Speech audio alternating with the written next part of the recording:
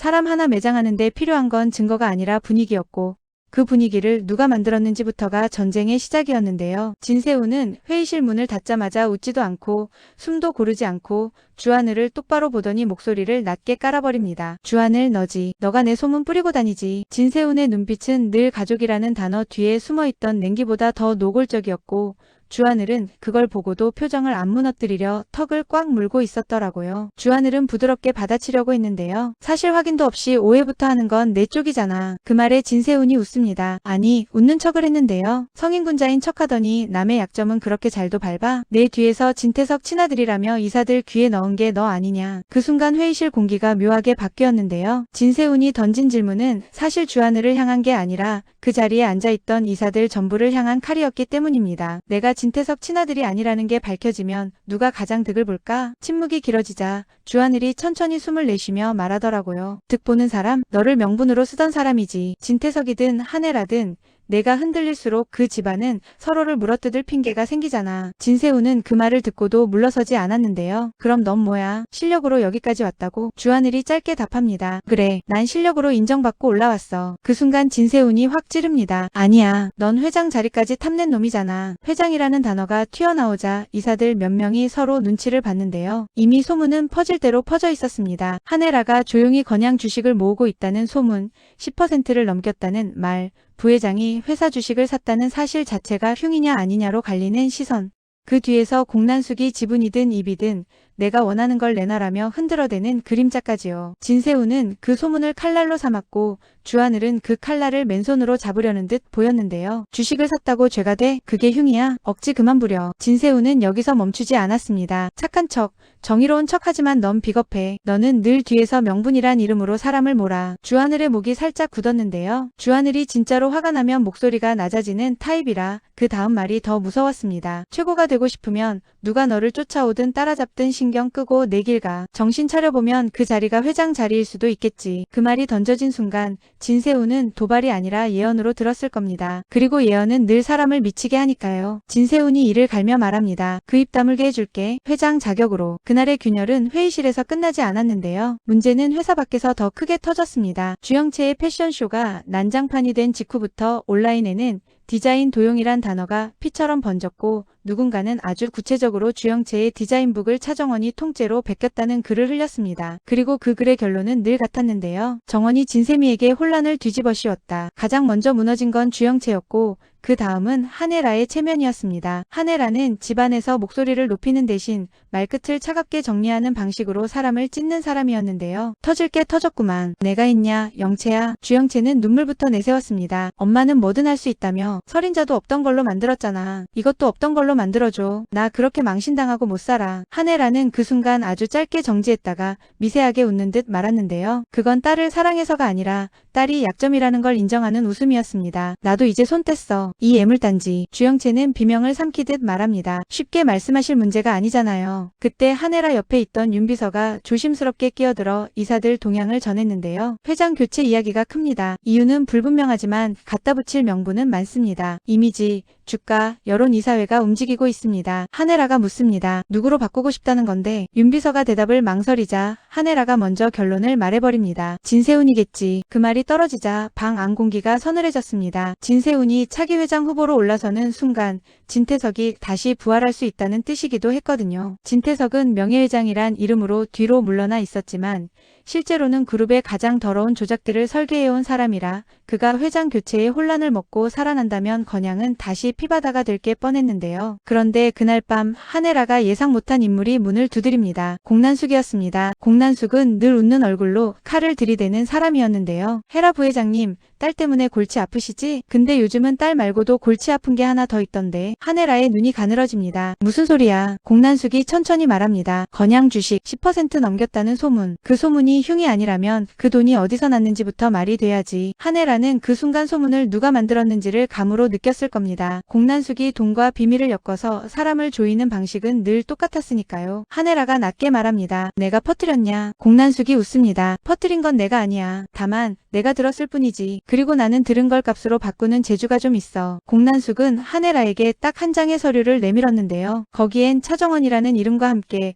과거 한혜라가 지우려 했던 한영순 시절의 흔적이 스치듯 적혀 있었습니다. 공난숙이 속삭입니다. 정원, 그 애가 누구 딸인지 세상은 아직 모르지만 나는 알아. 한혜라는 그 자리에서 숨을 삼켰습니다. 한혜라에게 차정원은 며느리였지만 동시에 눈을 돌리면 안 되는 과거였고 공난숙은 그 과거를 붙잡고 흔드는 악의 축이었으니까요. 그런데 공난숙이 더 잔혹했던 건 협박의 방향을 바꿨다는 점이었습니다. 부회장님, 회장 교체 맡고 싶죠? 그럼 지분을 내놔. 그리고 한 가지 더, 주영채 살리고 싶으면 차정원부터 치워. 한혜라는 그 순간 본능적으로 차정원이라는 이름을 떠올렸는데요. 차정원은 항상 웃어 보이지만 그 웃음이 살아남기 위한 기술이라는 걸 한혜라도 느끼고 있었습니다. 게다가 차정원은 주영채에게 도용을 당했던 사람이고 한혜라에게 버림받은 딸일 수도 있는 사람이었으니까요. 죄책감과 공포가 동시에 달려드는 얼굴로 한혜라가 말합니다. 정원을 치우라고? 너는? 공난숙은 대답 대신 의미심장하게 한마디를 남깁니다. 혜라야, 내가 버린 건 딸만이 아니야. 내가 버린 과거가 지금 너를 잡아먹으러 온 거지. 그 무렵 차정원은 조용히 움직이고 있었는데요. 겉으로는 패션쇼 파국의 수습을 맡는 척하며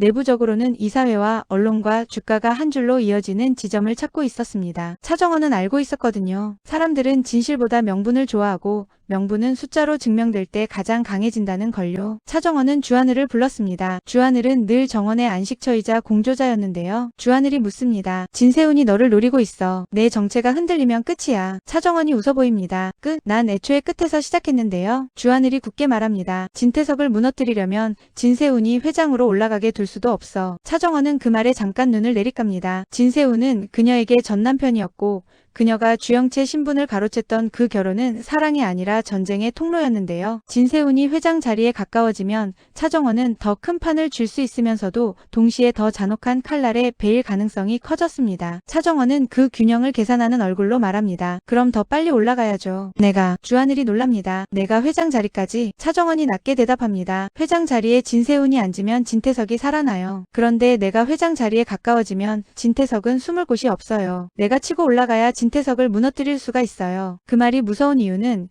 차정원이 정의가 아니라 생존으로 움직인다는 걸 주하늘이 너무 잘 알기 때문이었는데요. 차정원은 리플리 증후군을 부끄러워하지 않았고 오히려 무기처럼 다루는 사람이었습니다. 바로 그때 황 실장이 움직입니다. 황 실장은 진태석의 해결사였지만 동시에 누군가의 약점이 되면 가장 먼저 배신할 준비가 된 사람인데요. 황 실장이 주하늘에게 은밀히 흘립니다. 차기범이 가진 자료 진태석이 차기범을 살인자로 만든 조작, 그 실물 증거가 있습니다. 주하늘의 눈빛이 흔들립니다. 차기범이 살아있어? 황 실장은 대답을 아끼고 한 문장만 던집니다. 살아있든 없든 그 증거는 움직입니다. 그 소식이 차정원에게 들어가자 차정원은 잠깐 손끝을 떨었다가 다시 잡았는데요. 차기범은 그녀를 키워준 아버지였고 그 아버지가 살인 누명을 쓰고 감옥에 갔던 순간 정원의 인생이 꺾였었습니다. 정원은 속으로 수없이 반복했을 겁니다. 난 복수하려고 산다. 그런데 복수는 때로 사랑을 밀어내는 칼이 되기도 하니까요. 한편 진세훈은 주영채를 붙잡고 또 다른 칼을 갈고 있었는데요. 주영채는 패션쇼 파국을 수습하기는커녕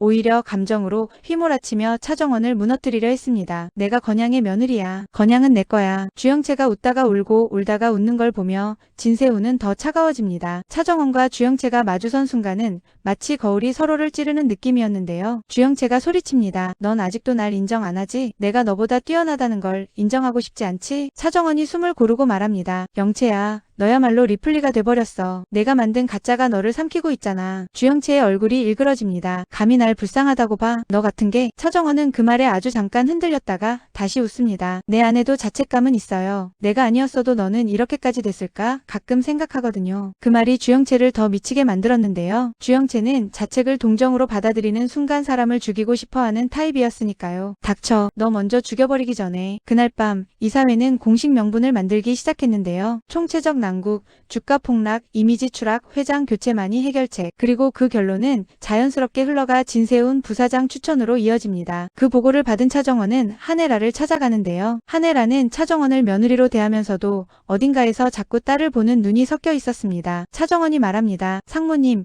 이사회 움직임 알고 계시죠? 회장 교체로 가면 진태석이 다시 살아날 겁니다. 한혜라가 차갑게 묻습니다. 그래서 너는 누구를 회장으로 앉히고 싶은데? 차정원은 잠깐 뜸을 들이더니 부드럽게 웃으며 치명적인 말을 합니다. 저요. 한혜라의 눈동자가 흔들렸는데요. 차정원은 한혜라의 흔들림을 놓치지 않고 더 깊게 찌릅니다. 상무님이 이번에 해주실 일입니다. 해주신다면 저는 주영채를 평생 끌어안겠습니다. 영채가 흠 많고 부족해도 제가 책임지겠습니다. 한혜라는 딸 가진 엄마가 죄인이라는 말을 중얼거리며 깊게 생각하는 척을 했는데요. 그 표정은 고민이라기보다 계산이었습니다. 공난숙의 협박, 이사회의 칼, 진세훈의 야망, 그리고 차정원의 정체가 한꺼번에 엉켜 있었으니까요. 그런데 이때 예상치 못한 반전의 씨앗이 하나 떨어집니다. 진세미가 차정원을 찾아오는데요. 진세미는 늘 재벌 막내로서 가벼운 척하지만 속은 누구보다 단단해져가는 인물이었습니다. 진세미가 조용히 말합니다. 정원 언니, 나 요즘 이상한 얘기 들어요. 언니랑 나 진짜로 피가 섞였을 수도 있대요. 차정원의 심장이 잠깐 멎는 느낌이었을 겁니다. 한혜라가 버린 딸이 차정원이고 진태석이 생부일 가능성이 있고 진세미가 이복이든 친자매든 얽힐 수 있는 구조였으니까요. 차정원은 웃으려 했는데 웃음이 안 나왔습니다. 대신 낮게 말했는데요. 누가 그런 말을 해? 진세미가 대답합니다. 공난숙 쪽 사람이요. 근데 이상해요. 그 사람들 언니를 무너뜨리려는 게 아니라 언니를 묶으려는 느낌이었어요. 묶는다. 그 단어는 사랑이 아니라 족쇄였는데요. 차정원은 그제야 깨달았을 겁니다. 공난숙은 정원의 정체를 폭로해 무너뜨리는 게 목적이 아니라 정원의 정체를 담보로 삼아 한혜라와 진태석을 끝까지 착취하려는 거였다는 걸요. 차정원은 주하늘에게 다시 연락합니다. 하늘아, 이제 선택해야 해요. 내가 올라가면 진세훈은 나를 죽이려 들 거고 내가 물러나면 진태석이 살아날 거예요. 주하늘이 단호하게 말합니다. 올라가. 대신 증거를 먼저 잡아. 차기범 자료, 박경신 입, 황 실장 손 세 줄을 동시에 묶어야 해. 차정원은 짧게 고개를 끄덕이는데요. 그날 밤 차정원의 눈빛은 더 이상 복수의 연극이 아니었습니다. 권력의 전쟁으로 넘어간 눈빛이었고 그 눈빛을 본 사람은 본능적으로 알았을 겁니다. 이 여자는 누군가의 며느리로 끝나지 않는다고요. 그리고 마지막에 차정원은 혼잣말처럼 아주 조용히 말합니다. 진태석, 이제 당신 차례예요. 당신이 숨겨놓은 피가 당신 제국을 무너뜨릴 거예요. 다음날 아침 이사회 의장실 책상 위에 정체불명의 봉투 하나가 올라옵니다. 봉투 겉면엔 단 한 줄만 적혀 있었는데요. 차기범 사건, 조작의 최초 서명자 진태석. 그 봉투를 뜯는 순간 누군가는 살기 위해 배신할 거고 누군가는 살아남기 위해 더 큰 거짓말을 할 겁니다. 그리고 그 거짓말의 끝에서 차정원은 주영채가 아니라 차정원이라는 이름으로 올라서려 하겠죠. 다만 그때 진세훈이 어떤 술수를 쓰든 막아야 한다는 말이 회의실에 떠돌기 시작합니다. 진태석이 부활하기 전에 차정원을 먼저 꺾어야 한다. 여기서부터는 누가 악이고 누가 선인지가 아니라 누가 먼저 칼을 뽑느냐로 결정나게 되는데요. 정원이 한혜라를 살리려는 건지 한혜라를 무너뜨리려는 건지 주하늘이 정원을 지키려는 건지 이용하려는 건지